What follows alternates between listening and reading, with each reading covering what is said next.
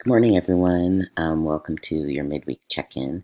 I just wanted to say a couple little things. One is that I've started grading your essays, and in general at DVC, it takes us about 2 weeks from when you turn something in for you to get something back, and that's not for regular homework.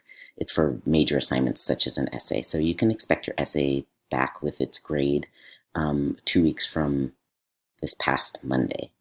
And once I put in your essay grades, then I will also catch up on all the homework grading that I have to do, and I'll enter those grades as well.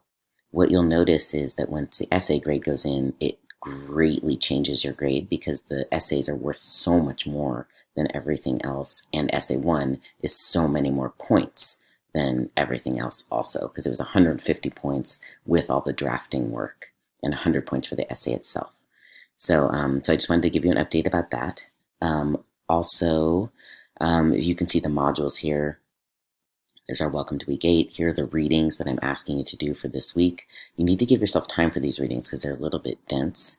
And there is an assignment due on Sunday that is about those readings, asking you to respond to those readings to check in about how you're feeling about heading into this unit, about reparations, which is also a unit about race and racism. And then there's an important assignment here, engaging with ideas and texts, that's not due until early November, but it's not the kind of assignment that you want to be surprised by at the last minute. It's one that you want to be thinking about as you're doing the Witzman Tatum readings and as you read the case for reparations, which will begin next week.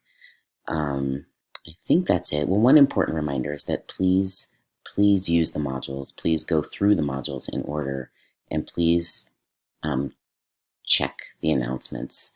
I'm trying to also remember to put the announcements in the modules so that all you have to do is go to the modules and almost everything is there.